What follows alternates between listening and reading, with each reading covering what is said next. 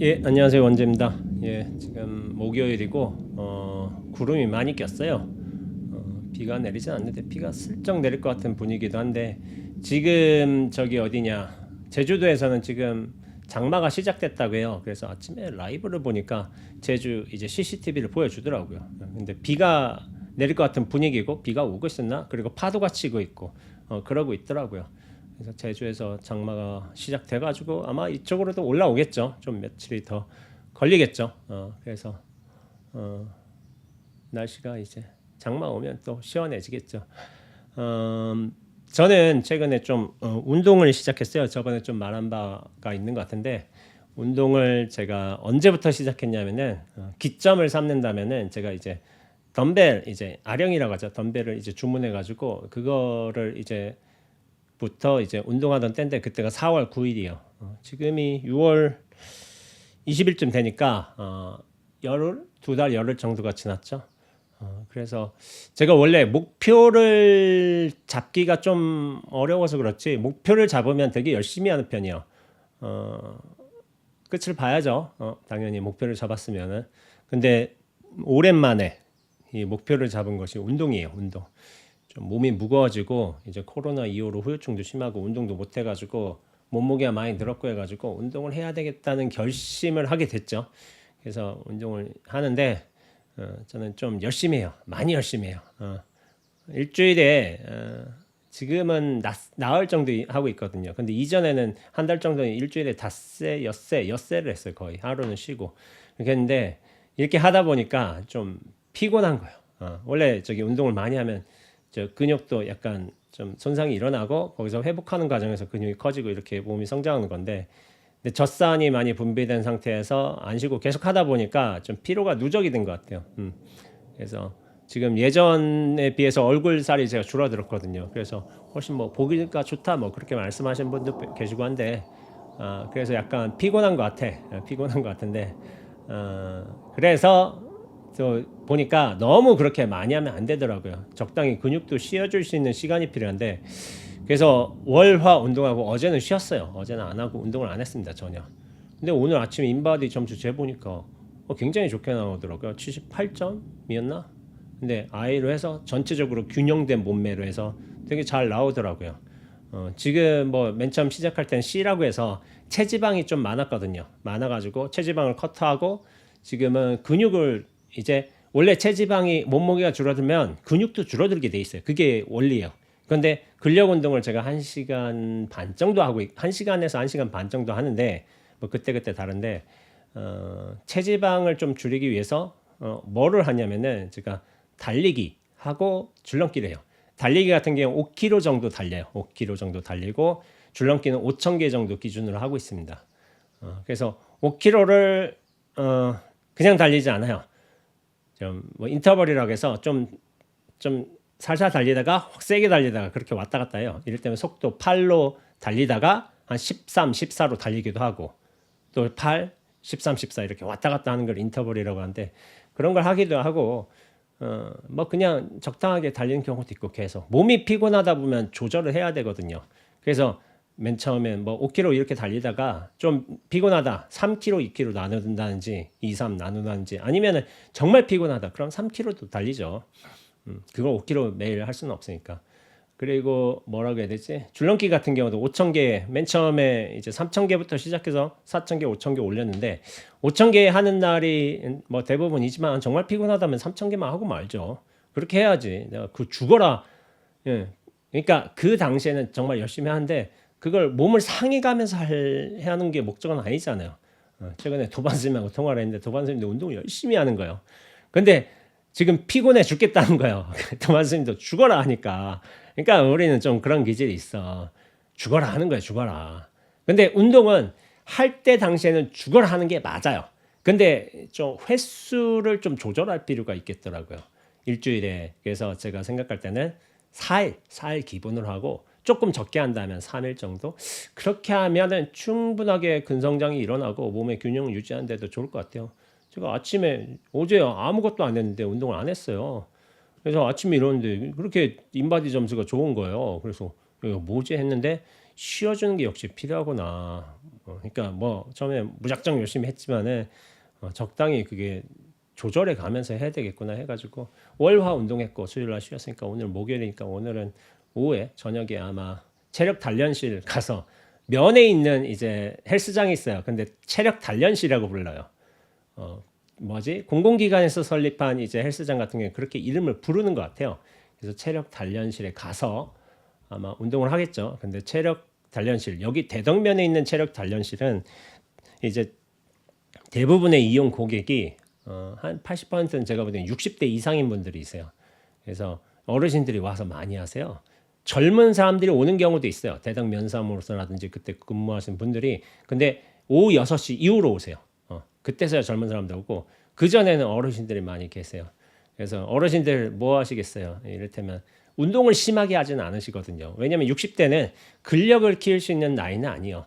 40대, 50대까지는 근력을 키울 수가 있어. 근데 60대부터는 현상 유지가 목적이 되지 않을까요? 엄청 빡세게 하지 않는 이상은 또 그렇게 할 수 있는 분도 없고. 그래서 대부분 뭐 러닝머신에서 뭐 이렇게 있잖아요. 뭐 이렇게 하는 거 그런 거 많이 하시고 뛰어다니시는 분은 없어요. 거의 그냥 젊은 분들이 좀 뛰어다니시는데 저는 좀 뭐랄까 예전에 육상 선수이기도 했고 그리고 어느 정도 숨이 많이 차야지 뭐 운동한 것 같은 느낌도 나고 해서 거리면서 이제 하고 있어요. 인터벌 하다가 마지막 14 이렇게 뛰고서 14 속도로 뛰고서 내려오면 핵핵 죽는 거예요. 5km 뛰는 것도 쉽지는 않아요. 근데 그렇게 하고 있습니다. 처음부터 하고 있고 예전에 운동선수 했다는 좀 괜한 자존심이 있어서 그런지 이제 열심히 하고 있어요. 열심히 하고 있고 지금은 어느 정도 몸이 적응해서 괜찮은 것 같아요. 근데 이제 피로되는 부분이 있어서 그런지 요 입술이 터졌더라고요. 저번 영상 때 약간 조짐이 나타났는데 결국에 터졌어요. 아시클로 발라도. 근데 좀 낫겠죠. 그래서 요즘에는 조절을 잘 해가면서 운동을 해야 되겠다. 그런 생각을 많이 하고 있습니다. 그래도 오랜만에 이렇게 목표를 잡았으니까 4월 9일 하니까 내년 4월 9일에서 어느 정도의 결과가 나오는지 한번 봐야 되겠죠. 앞으로 이제 근력은 더 커질 테고 근성장은 일어날 테고 지방은 조금씩 계속 빠지겠죠. 제가 지방만 이제 2달 사이에 7kg를 뺐는데 앞으로 2달 정도에 한 3kg 정도 더 빠지겠죠. 2달 정도 지나서. 지금은 조금 이제 뭐랄까 템포를 완화하고 있으니까. 근데 이제 그렇게 해서 저 10kg만 빼도 이를테면 한 77, 뭐 78만 가도 굉장히 뭐 균형 잡힌 몸매는 될 거예요. 거기다 근육 운동을 계속 하고 있으니까 아마 괜찮지 않을까 싶습니다. 그래서 농으로 이제 치자면 사람들이 선생님 왜 이렇게 다이어트 하세요? 해가지고 물어보면 나도 이번 여름에 해운대 가서 비키니 입어보게요. 하고서 이렇게 농을 치고 있습니다. 비키니 뭐 입을 수 있는 것 같지는 않지만 그래도 농은 치죠. 그래서 결국에는 봐야 되겠지만은 1년 정도 열심히 해보고서 턱걸이를 한번 잘 해보고 싶은데 제가 이제 80kg대 몸이다 보니까 이제 턱걸이가 쉽지는 않아요. 사실 달리기도 쉽지는 않아요. 왜냐하면은 달리기를 잘하려고 하면 사실 몸이 가벼워야 돼요. 60kg 전후여야지 좋아요. 60kg 내려갈수록 더 좋고 왜냐하면 가벼울수록 뛰는 게 좋아. 근데 80kg, 90kg일수록 되게 힘들어요. 사실은 턱걸이도 그래요. 가벼운 사람이 잘해요. 결국에는. 물론 무거운 사람들이 못한다 그런 게 아닌데 어느 정도 균형이 잘 맞아 있고 가벼울수록 굉장히 유리합니다. 클라이밍 같은 것도 가벼운 게 굉장히 유리하거든요. 근력을 키우기도 훨씬 나은 상태고 급지탱하기도 좋고 그래가지고 저는 한계는 있겠지만은 그래도 나중에 턱걸이는 간신히 한계 하는 정도 되는 것 같아요. 지금으로서는. 근데 앞으로 1년 지나서 5개 정도 하는 게 좀 목표입니다. 목표라면 목표를 잡았죠. 그래서 뭐 할 수 있을 것 같긴 한데 일단 한번 열심히 해봐야죠. 이번 여름도 그렇고 1년 정도. 자 오늘은 저번에 했던 거의 연장으로 유시아 선생님 책 신이 쉼표를 넣은 곳에 마침표를 찍지 말라 이 책 되게 좋아요. 저번에 제가 서문을 했죠. 서문 굉장히 좋았고 이번에 하는 거는 악기 하나만 있어도 세상은 음악이 된다요. 이 글을 읽어볼 텐데 이게 참 재밌어요. 제가 이 책 한번 해봐야지 있긴 있었는데 안 해본 거예요. 그래서 한번 툭 펼쳤는데 악기 하나만 있어도 세상은 음악이 된다 이게 나온 거예요. 그래서 읽어보니까 좋네 할 얘기도 많고 그래가지고 이 책을 하기로 했어요. 결정했는데 서문도 괜찮고 근데 앞서서 몇 개의 글들을 읽어봤는데 딱히 적절한 내용은 아니에요. 물론 이제 다 글대로 나름의 의미가 있죠. 교훈도 있고 가르침도 있고 하지만은 이번 글이 좀 의미가 있어가지고 제가 이거를 한번 선정을 했습니다. 그래서 글이 좀 길어요. 글 자체는. 그래도 제가 한번 읽어보면서 중간에 약간 설명을 해드릴게요. 해드리는 방식으로 나가도록 하겠습니다. 북인도 전통음악의 아버지라 불리는 탄센은 어려서부터 목적이 남달랐다. 들판에서 소리라도 지르면 마치 호랑이가 포효하는 것처럼 들렸고 야생 코끼리가 미쳐 날뛸 때 노래를 불러 진정시킨 적도 있었다. 그게 생각나네. 얼마 전에 유튜브 영상 봤는데 애가 막 우는 거야. 애가 막 침대에서 막 울고 있어. 이렇게 막 땡깡 부리고 있고. 근데 그 어머니인가 아버지인가 그 싱잉볼을 갖고 온 거예요. 싱잉볼 갖고 와서 여기서 댕 하고 치니까 애가 그 소리 듣더니 갑자기 행 울다가 이렇게 하고서 고요해지는 거야. 애가 고요해지고 잠이 들었나 눈이 평온해지고 그런 거야. 갑자기 그 소리 듣자마자 그러니까 이게 반응을 하는 거죠.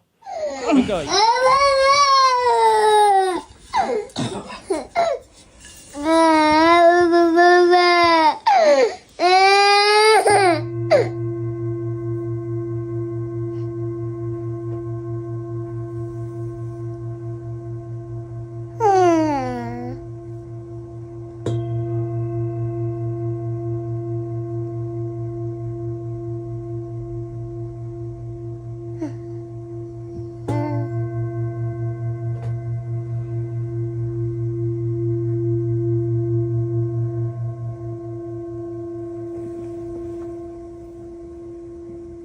하는 거죠.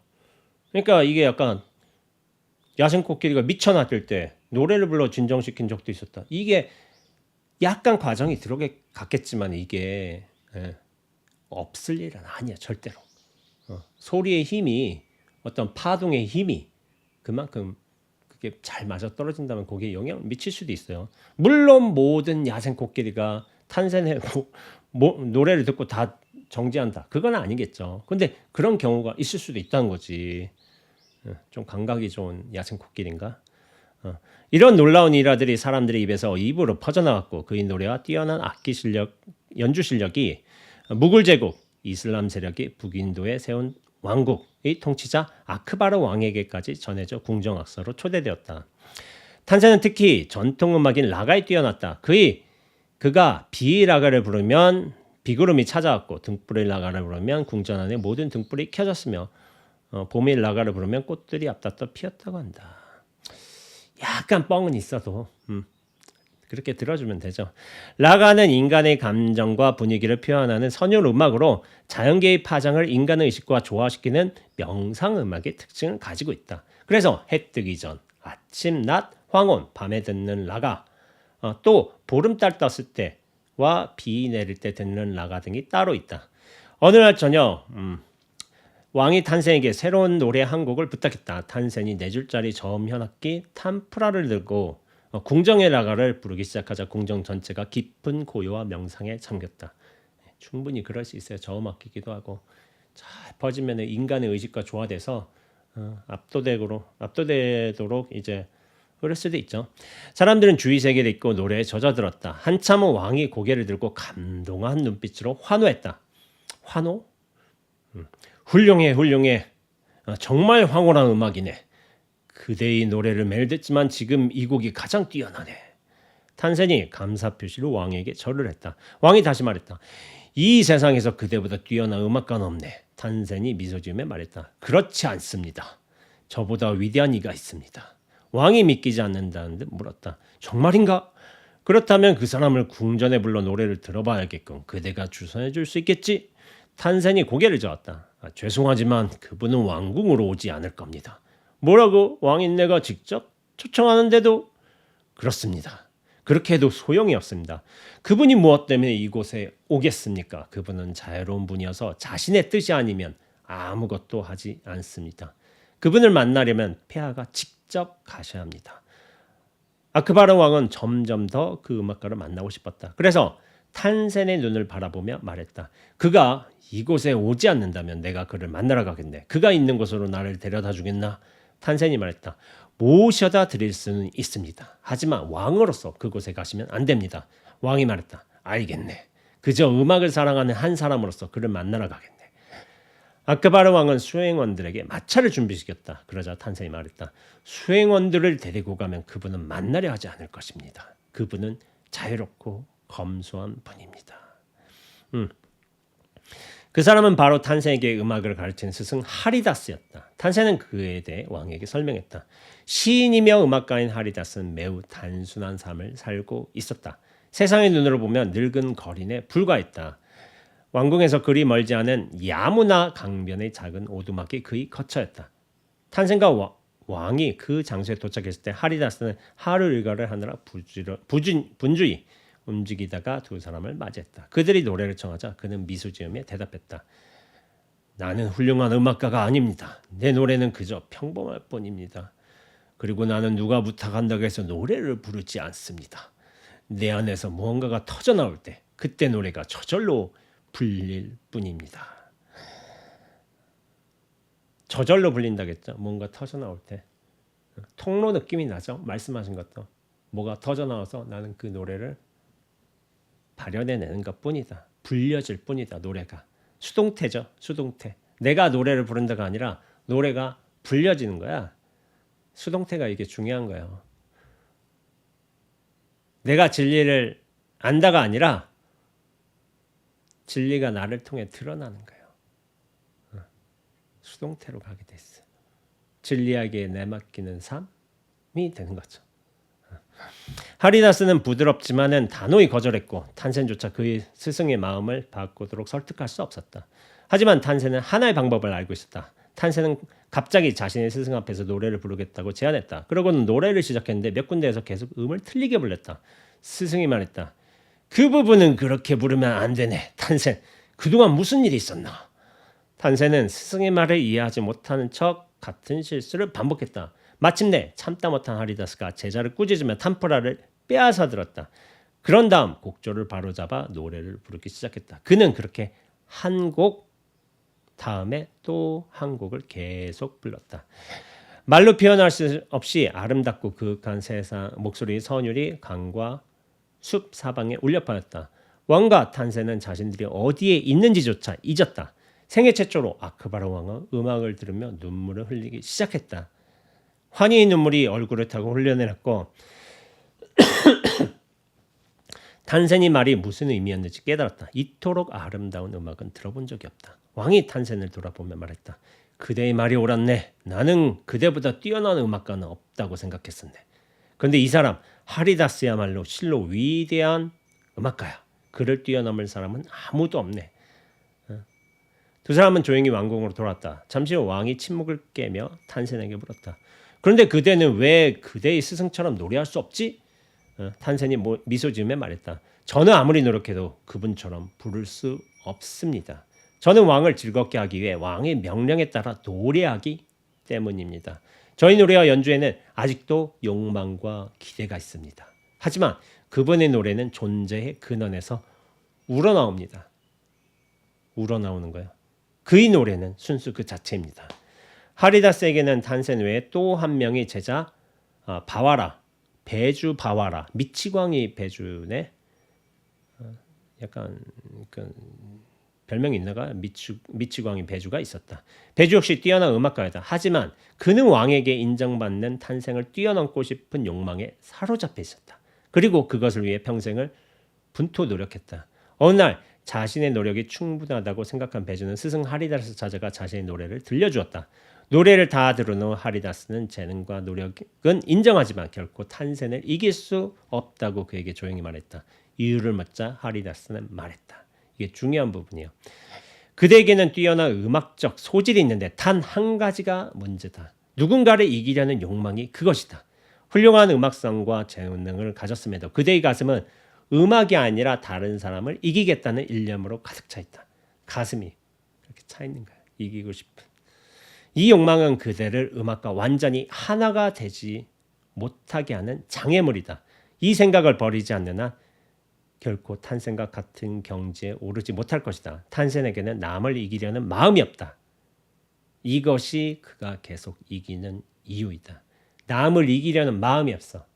근데 종국에 계속 이겨. 이게 참 중요한 거예요. 제가 얼마 전에 이제 여러분들과 함께 만나다가 이런 얘기를 했어요. 논쟁에서 이기는 방법. 이거를 얘기를 한 적이 있어요. 예전에 쓴 글이에요. 제가 논쟁에서 이기는 뭐 토론에서 이기는 방법. 이게 뭐냐면은 이길 생각이 없어야 돼요. 이길 생각이 없어야지만 이길 수 있어요. 이길 수 있어. 이게 사람들은 이기고 싶어하는 생각이 너무 강해요. 그래서 이제 실수를 저지른 거야. 어떤 주장을 해. 근데 그 주장에는 어떤 미비한 부분, 실수 부분, 오류들이 좀 있어요. 모든 주장에는 그런 게 있어요. 있기 때문에 그런 것들을 사실은 이기려는 생각 없이 그것만 지적해도 오류, 실수, 미비한 부분만 딱 지적해도 사실은 그거는 토론에서 이기는 거야. 논쟁에서든. 그러니까 장점은 인정하면 되지. 근데 약점이 있어. 부족한 부분, 단점들이 있어. 그것만 지적해도 그 전체 주장의 어떤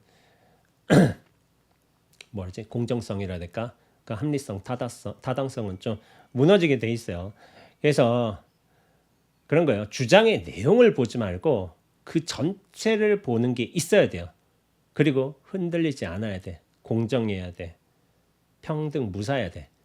그래야만 그런 자신의 어떤 마음 상태, 생각 상태에 이르러야지만은 그런 것들이 보이는 거예요. 그래서 그런 것들이 딱 보인다면은 저 주장을 따라갈 게 아니라 주장의 어떤 가부, 뭐 효용성 여부를 따라갈 게 아니라 그 미비함을 지적하면서 프레임을 바꿔버려야 돼요.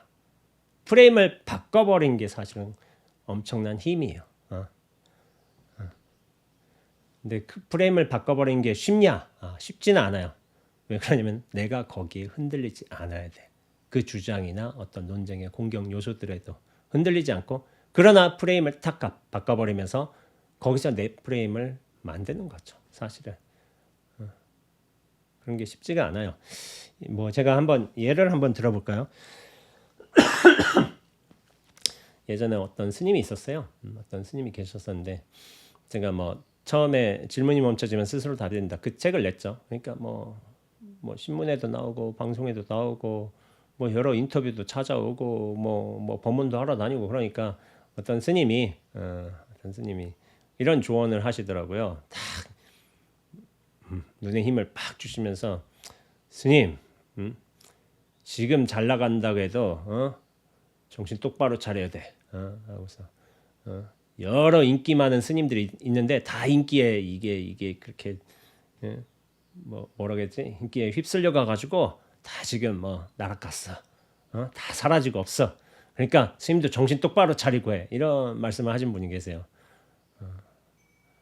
그래서 제가 어떻게 대응했을까요? 제가 예수님 겸허히 조심히 살겠습니다. 예, 그래서 뭐 그렇게 말할 수도 있겠죠. 근데 저는 그렇게 얘기 안 했어요. 그래서 어떻게 했냐면은 뭐 글로 쓴 거예요. 페이스북 아마 답글로 달았을 거예요. 예, 스님 말씀 잘 알아들었습니다. 제가 이렇게 활동하기로 했으니까 10년 이제 운동은 뭐 1년 결심을 했지만 이렇게 본인 활동을 했으니까 10년 동안 한번 열심히 잘 살아보고 저도 공부 열심히 해보겠습니다. 그런데 저도 드릴 말씀이 하나 있습니다. 스님이 10년 뒤에 저를 그렇게 잘 평가해 주신다면 좋겠지만 10년 뒤에 저 또한 스님을 평가할 겁니다. 10년 뒤에 어떤 모습으로 어떻게 마음을 닦으셨고 어떻게 사람들한테 좋은 영향을 주셨는지 저 역시도 지켜볼 겁니다. 준비 단단히 하십시오. 하고서 이런 식으로 아마 제가 댓글을 달았을까요? 그 다음에 댓글은 안 나왔죠. 그러니까 이분은 뭐 저 선배예요, 선배긴 하지만은 요즘 착각은 조심해야 돼요.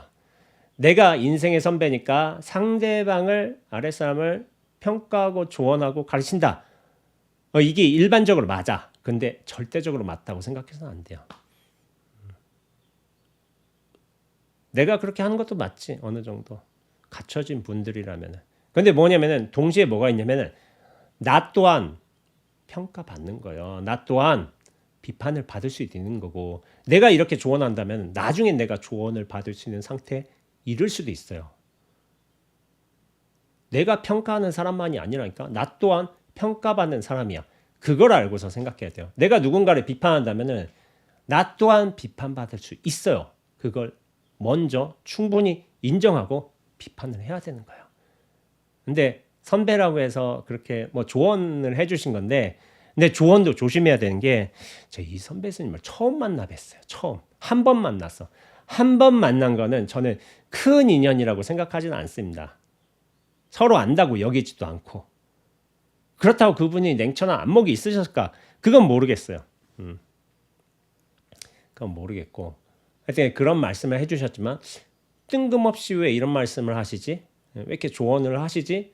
라고 하지만은 저는 조언도 굉장히 잘 아는 사이에서 서로 인간적인 교류도 있고 서로의 속내를 아는 상태에서 그렇게 하는 게 맞다고 생각하고 있어요. 근데 실제로 저와 오랜 동안 뭐 십수년간 그렇게 교류하는 분들이 있을 거 아니에요. 일반인도 그렇고 불자님도 그렇고 스님들도 그렇고, 그분들은 저를 알 거 아니에요. 근데 한 번 만나신 분이 이렇게 조언을 한다. 아, 그거는 참 모르시는구나 그런 생각을 해요. 그러면서 제가 말했죠.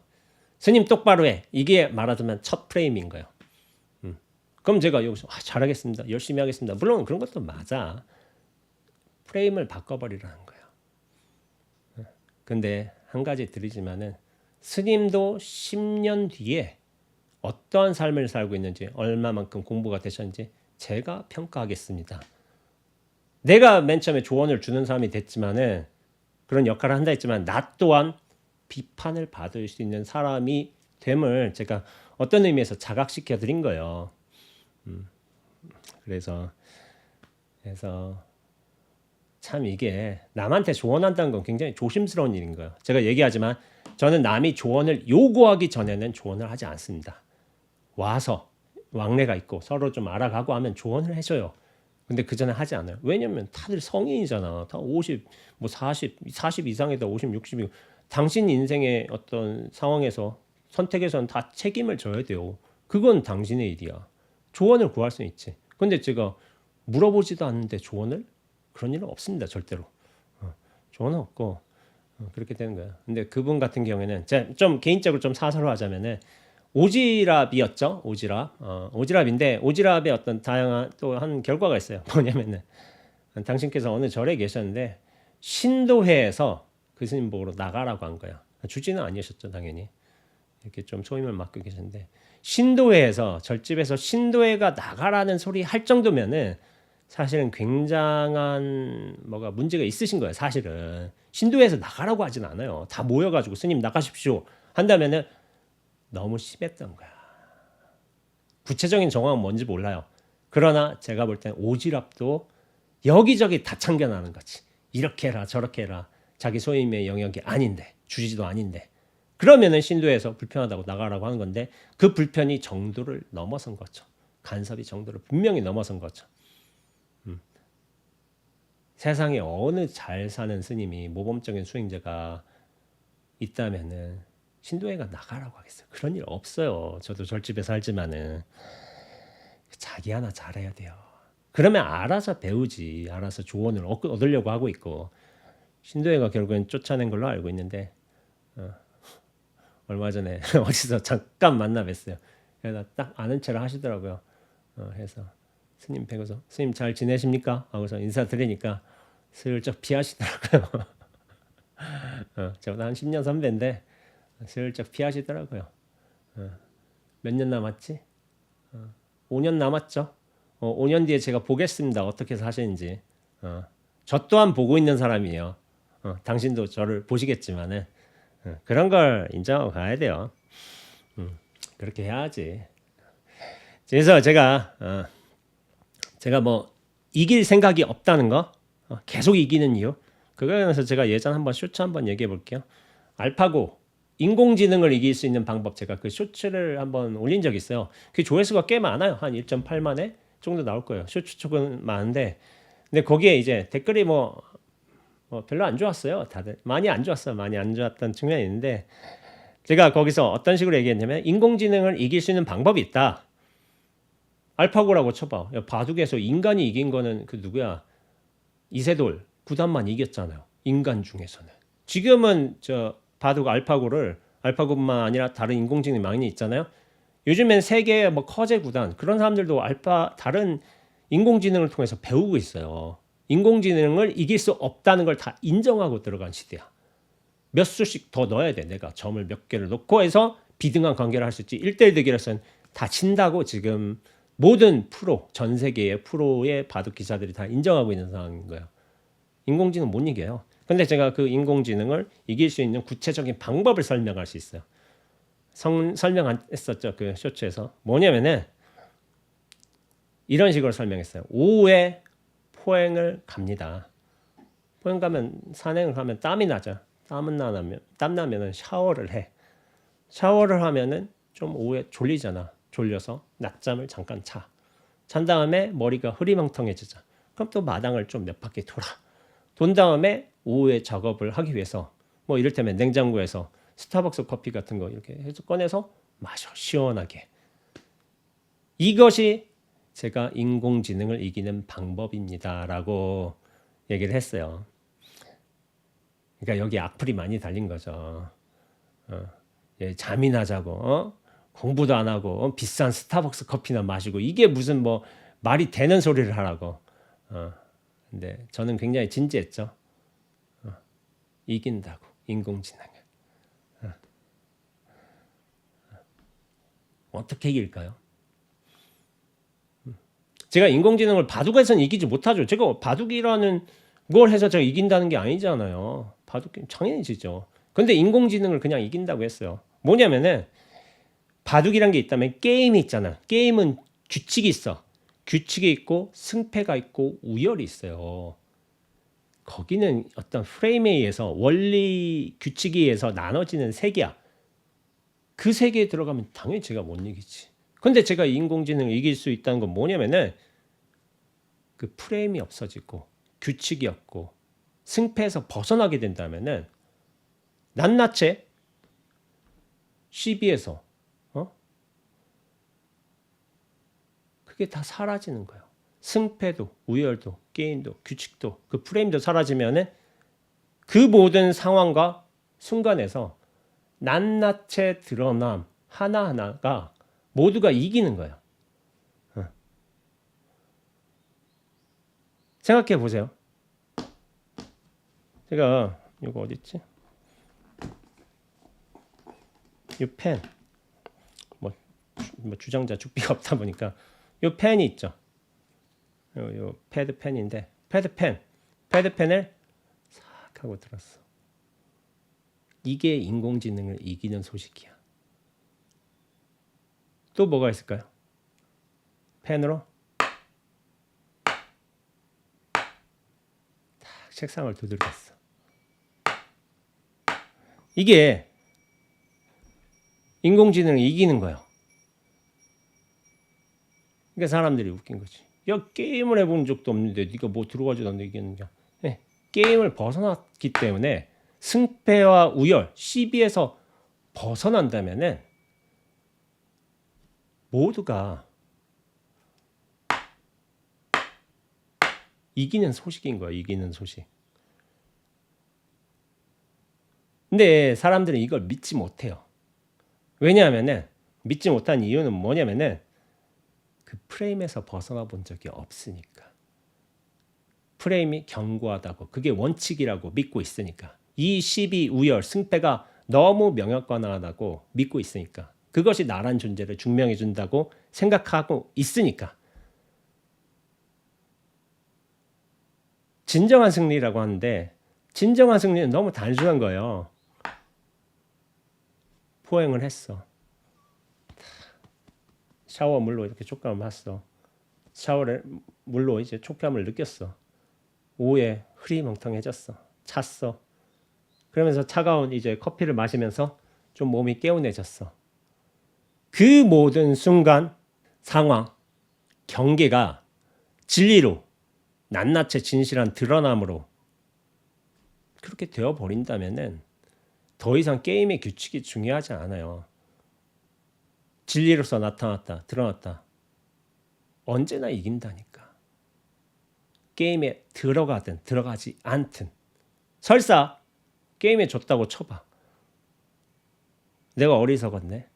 내가 바보였네. 그것도 드러남이라니까. 공부도 뭐 이를테면 바둑 열심히 해야 되겠네. 바둑을 제가 배울 일은 없겠지만은 뭐 게임에 들어간다면 배틀그라운드 쳐봐. 킬을 했어. 킬 죽었네. 오이, 이것도 이렇게 졌네. 그런 감정 생각이 여러 가지 일어날 거 아니에요. 그것도 드러남인 거예요. 그러면 그 드러남 앞에서 그 모든 진리는 평등하게 드러났고 온연하게 말하자면 펼쳐진 거예요. 거기서 승패 여부에, 시비 여부에, 우열 여부에 관여치 않는다니까요. 그래서 그 근원이 바로 나라는 존재감인 거예요. 나라는 존재감이 있기 때문에, 나라는 실체가 있기 때문에 시비, 승패, 우열, 게임, 그 프레임이 있는 거야. 나라는 거대한 프레임이, 이 총체인. 거기서 벗어난 뒤에서야 이게 왜 진리인지 스스로 공명을 하고 여기에 감흥을 한다면은 그 게임에 들어설고 말고는 나의 의지와 관련돼 있어요. 근데 거기서 진다 해도 그것은 진 게 아닌 거예요. 짐이, 부족함이 거침없이 드러난 거지. 여실하게 드러난 거지. 그 드러남에 초점이 있어요. 그렇다면 그 드러남으로 정말 돌아간다면, 내 존재의 근원으로 돌아가서 모든 것이, 그 모든 경계, 순간, 상황, 감정, 생각이 모두가 드러난다면은 모두에서 승리하는 거예요. 모두에서. 이렇게도 승리하고 이렇게도 승리하는 거예요. 근데 자기라는 존재를 벗어나 보지 못한다면 이게 이해가 안 됩니다. 왜냐면 나란 프레임을 꽉 쥐고 있으니까. 여기서 탁 벗어났을 때야 비로소 왜 이런 말을 하는 것인지, 이런 소리를 들려주는 것인지 공명하는 거예요. 공명. 그때서야.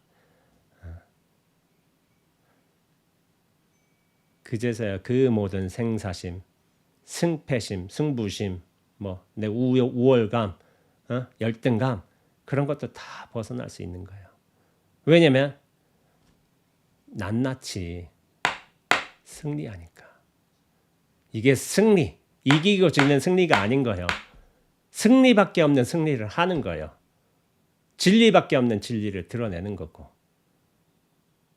이게 진정으로 승리하는 것이고, 진정으로 어떻게 보면 이기는 소식이요. 그런 거죠. 근데 이거를 얻기가 쉽지가 않은 거예요. 자기라는 존재감, 내가 열등의식이 생겼다고 해봐. 누구에게 이기고 싶은 욕망이 생겼다고 해봐. 그 모든 문제의 근원은 나란 존재가 따로 있다. 이 생각 하나에서 근원하는 거예요. 실체로서 따로 있다. 그것이 부서지면은 모든 문제가 일순간에 다 해결이 되는 거예요. 문제가 해결이 돼서 어떻게 될까? 세상이 답으로 드러나는 거죠. 진리로 펼쳐지는 것이지. 그렇게 흐르는 것이지. 인연에 맞게 상응해서. 그게 진정으로 승리하는 소식이라니까요. 근데 배주하라는 그 이길 생각 때문에 힘들었던 거죠. 자, 다음 글을 읽어보자면, 하지만 배주바라는 그 욕망을 버리기가 매우 어려웠다. 바로 그 욕망이 있기에 전생에 동안 음악에 헌신할 수 있었기 때문이다. 누군가를 이기려고 음악을 했어. 스승의 말을 이해한 배주는 경쟁하는 마음을 내려놓았다. 그리고 서서히 탄생을 잊어갔다. 그런 사이 하리다스는 점 늙어갔고 병이 들었다. 다리에 마비가 와서 사원은 물론 오두막 밖으로도 나갈 수 없었다. 어떤 의사도 그를 치료하지 못했다. 소식을 듣고 배주 바하라가 어둠 속을 한달음에 달려왔다. 그리고 이른 새벽 하리다스가 눈을 뜨자 그의 곁에서 노래를 부르기 시작했다. 노래의 가사는 이런 내용이었다. 내 눈은 당신을 보고 싶은 갈망으로 차있네. 내 다리에 힘을 주소서. 내가 당신을 볼 수 없다면 그것은 오로지 당신 책임. 나를 버리지 마소서. 되게 진심으로 부르셨겠죠.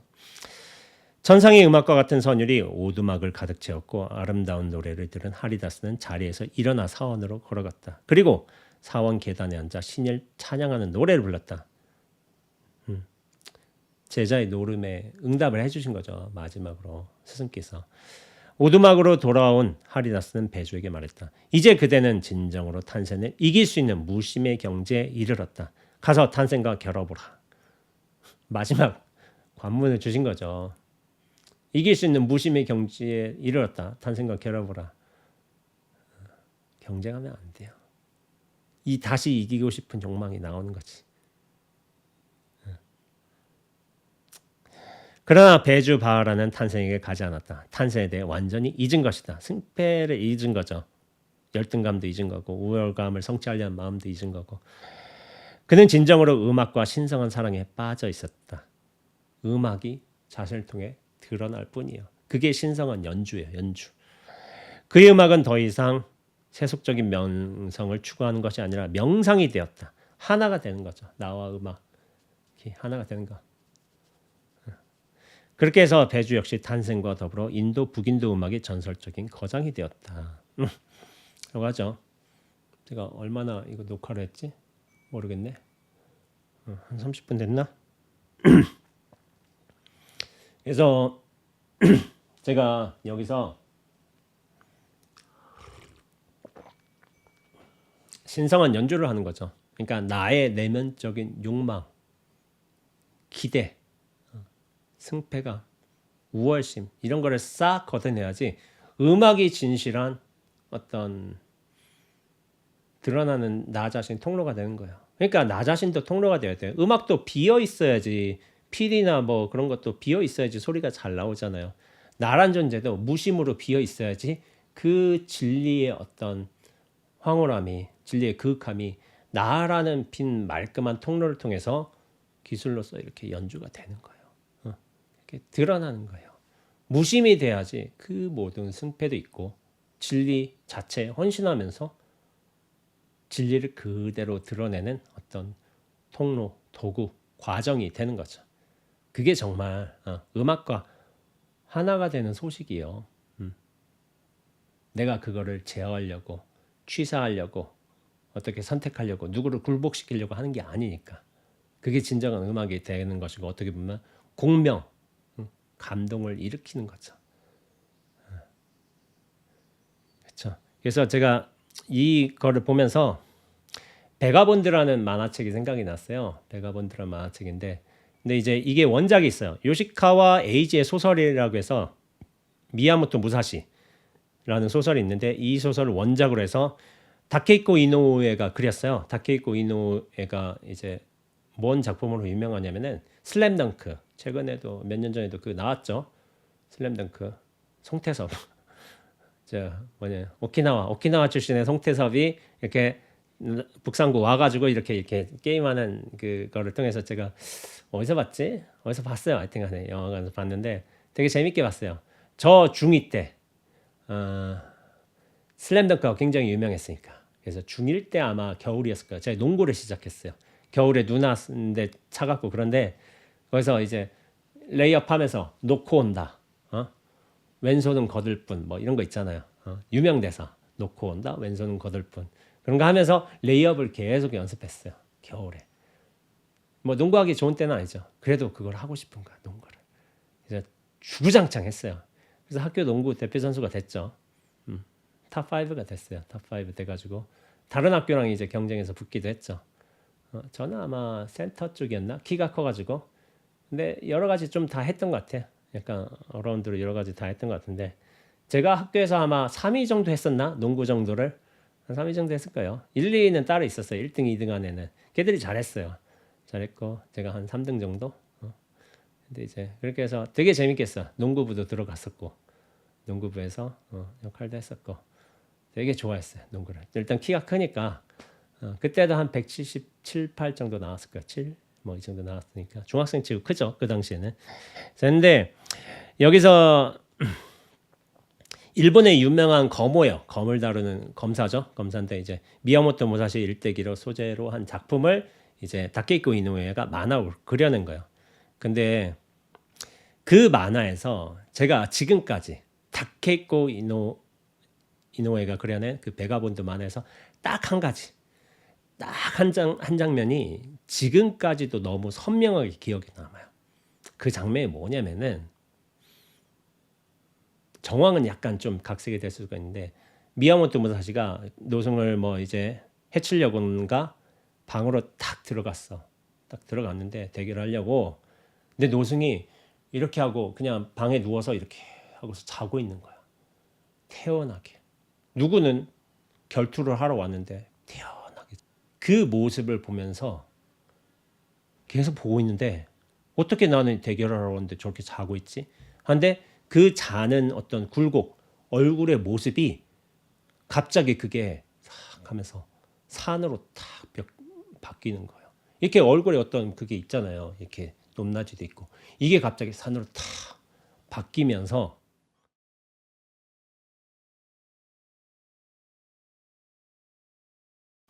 새가 아마 새 맞을 거예요. 새가 이렇게 탁 가다가 새가 가지에 탁 앉아 있는 모습이 나와.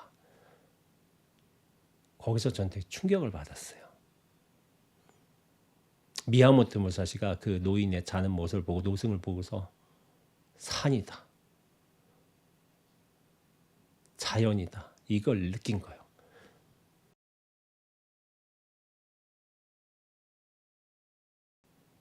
이길 생각을 못했어요.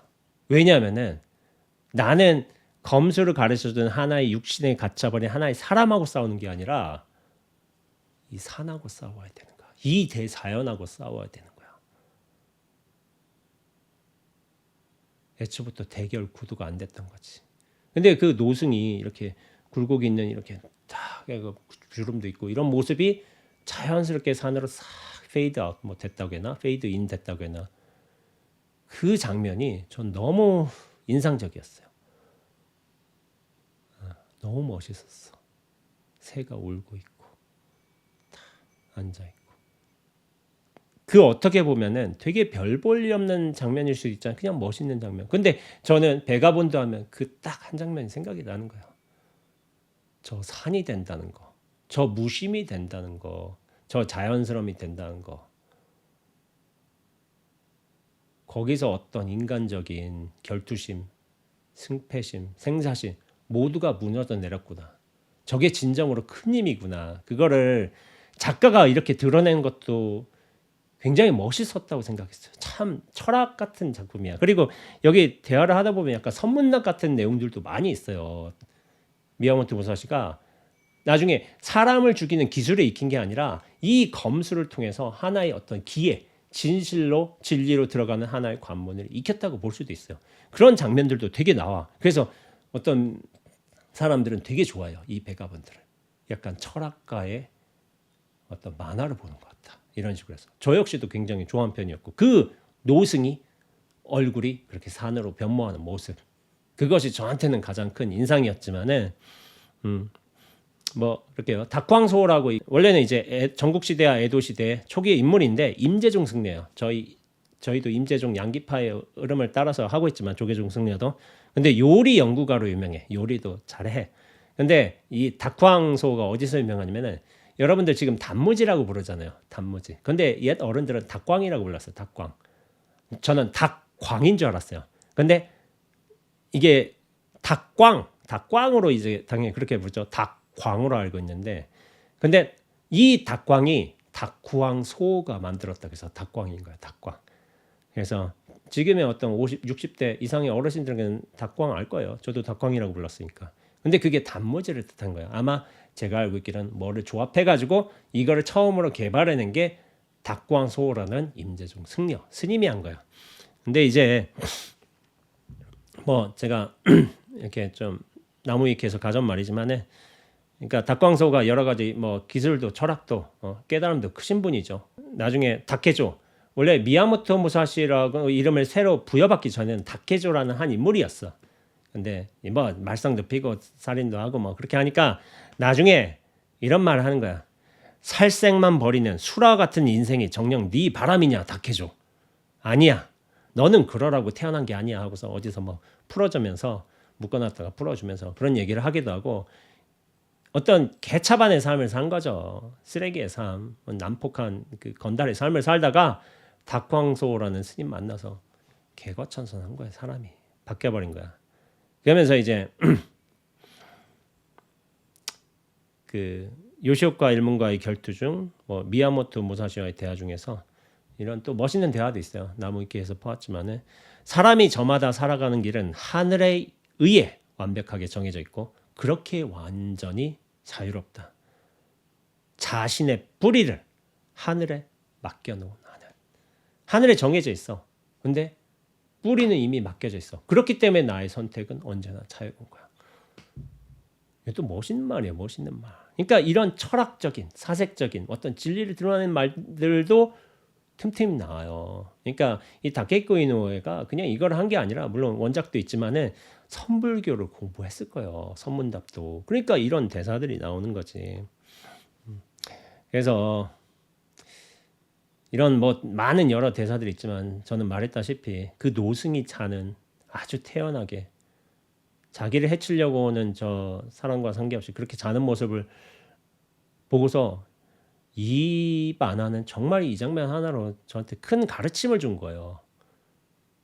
이게 아직까지도 잊혀지지 않는 명장면이야. 그것 하나로 어떻게 보면 충분한 거예요. 저 산을 이길 수가 없는 거예요. 저 무위를, 저 자연스러움을, 저 의도 없음을 아무것도 이길 수가 없어. 저렇게 아무런 인위적인 꾸밈 없음으로 저 체화된 삶이 얼굴이 누가 이길 수가 있겠냐고.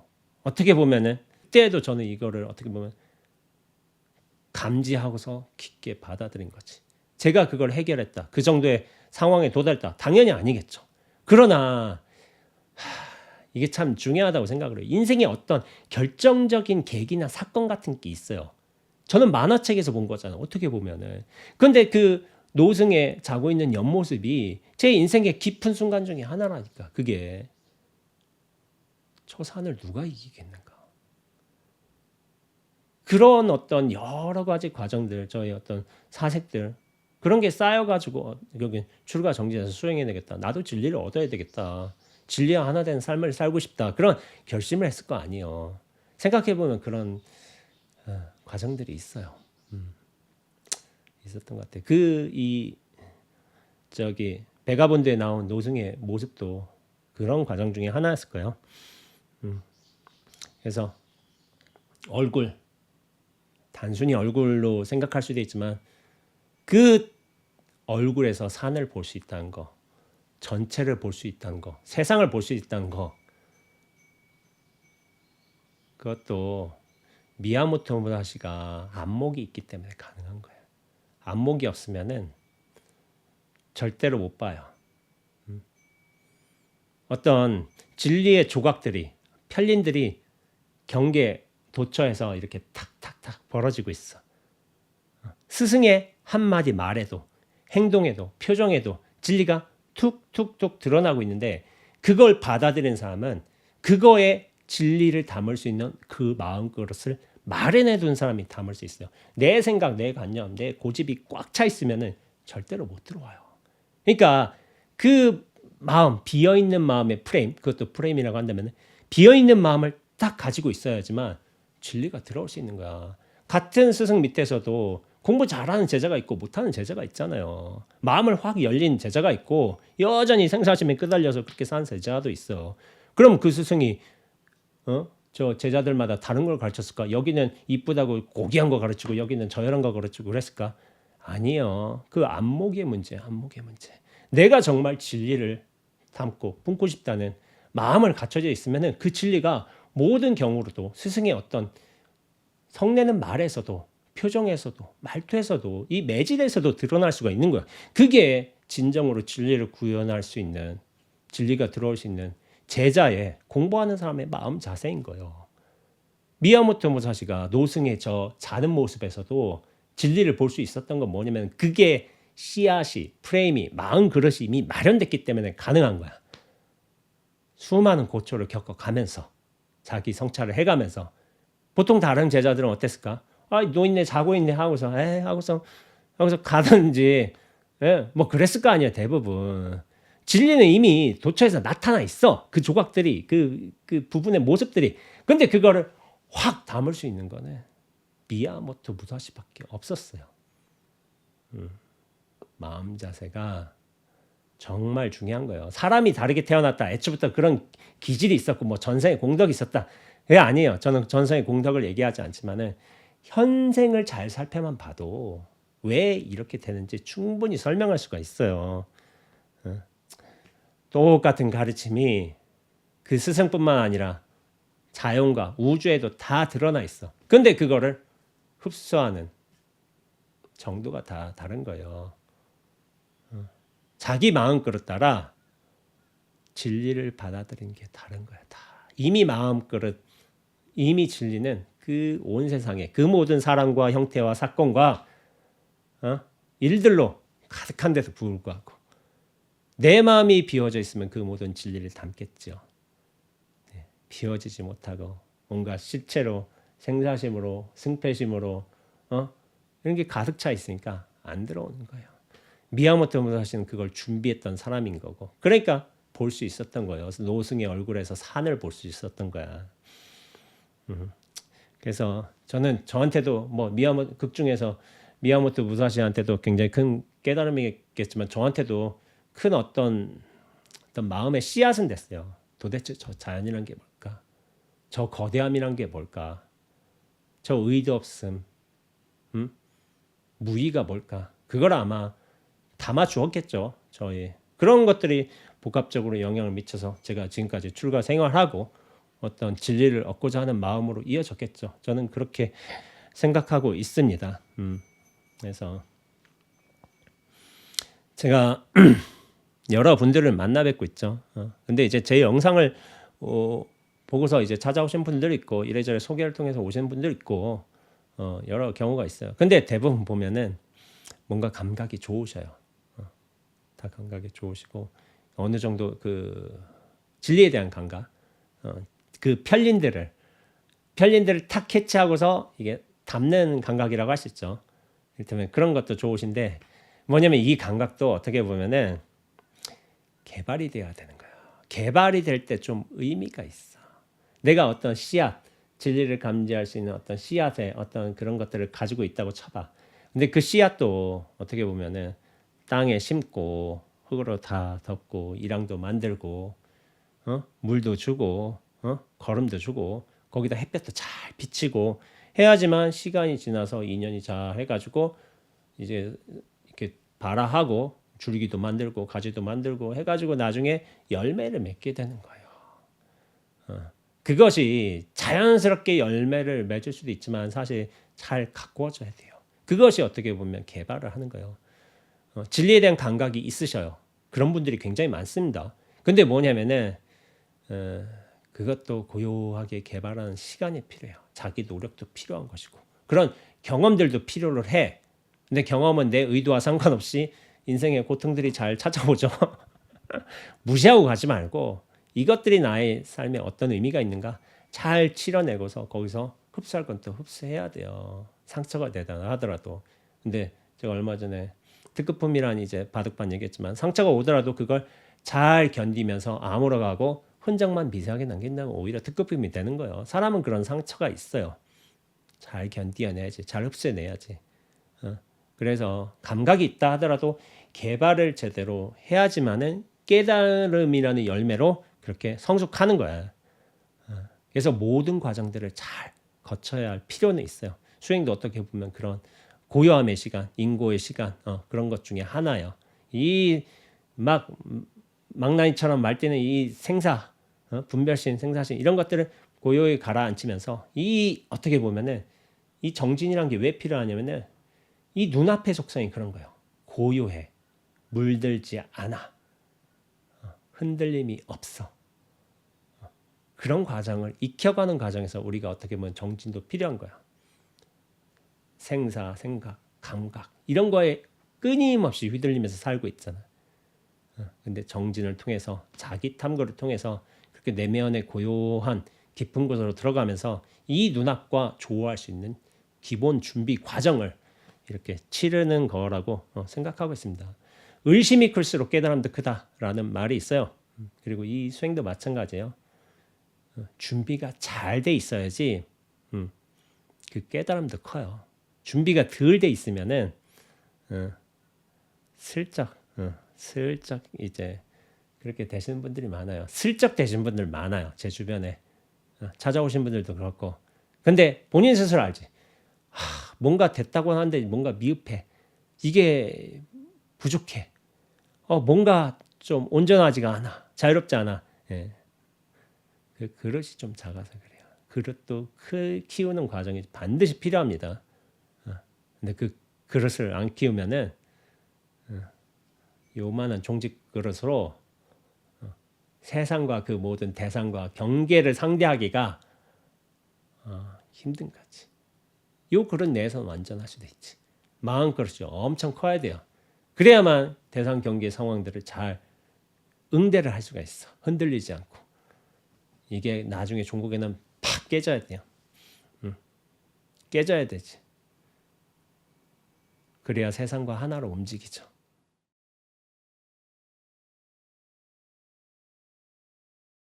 그걸 스스로 느껴야 돼요. 느껴야지만 이게 가능한 거예요. 오늘 악기 하나만 있어도 세상은 음악이 된다.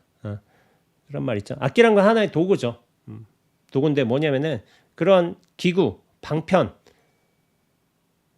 정말 제대로 잘 다루려고 하면 뭐가 중요하냐면은 나 자신이 비워져 있어야 돼. 그러니까 일전에 제가 활쏘기를 통해서 어떤 진리를 체득해가는 어떤 독일 철학가인가? 그 사람이 얘기를 소개한 적 있잖아요. 마음을 쏟아 활, 오이겐 헤리겔. 독일의 아마 철학가예요. 원래 선을 좋아했어. 그러니까 활쏘기를 통해서 어떤 진리의 면모를 닮아가는 과정, 그런 거를 체득해가는 거예요. 무예를 통해서도 그런 이제 활쏘기를 통해서도 그렇고, 무예 미야모토 무사시, 사람을 죽이려는 게 아니라 어떤 흐름으로 들어간다든지, 아니면 악기를 통해서도 진리, 내가 악기를 연주하다가 아니라 진리가 나란 통로를 통해서, 그리고 나의 숙달된 연습을 통해서 이렇게 쓱 드러나는 거예요. 나는 진리를 대변해주고 진리를 드러내주는 자인 것이지, 내가 뭐 진리를 움켜쥔다, 내가 진리를 퍼뜨린다, 이게 아닌 거야. 다만 나를 통해서 거쳐가는 거야. 그렇기 위해서 내가 하는 것은 뭐냐면은 잘 비워져 있는 것뿐이야. 진리가 잘 투과해 가도록 나를 잘 비워놓겠습니다. 이게 어떻게 보면 진리에 대한 헌신이에요. 부처님에 대한 진실한 믿음인 것이고, 기독교식으로 말하자면 뭐 하나님에 대한 복종인 것이고, 이게 깨달음인 거예요. 그럴 때 내가 잘 비워져 있을 때 그 모든 진리의 고결한 형태가 나라는 인물을 통해서, 나라는 도구, 통로를 통해서, 악기를 통해서든 활쏘기를 통해서든 아니면 무예를 통해서든 이렇게 드러난 거야. 잘. 그럴 적에 사람이 감동이 되는 거지. 사람이 연주가, 무예가 예술이 되는 거고, 악기가 감동이 되는 거고, 그러는 거예요. 그 모든 방편, 도구들을 정말 잘 드러내기 위해서는 나 자신이 비워져 있어야 된다는 거. 승패감, 우열감, 생사심, 그거 모두 걷어내야 된다는 거. 그럴 때여서 비로소 세상이 진리의 연주로 되는 거야. 세상이 진리의 연주가 되는 거지. 나만 진리를 연주하겠나? 까마귀도 진리를 연주하는 거겠죠. 가면서 좀 전에 나비도 팔랑팔랑 거리면서 진리를 저렇게 연주하는 거겠지. 정말 비워져 있다면은 내가 진리를 연주한다, 그것으로 끝나진 않아요. 온 세상으로 진리를 연주하게 돼요.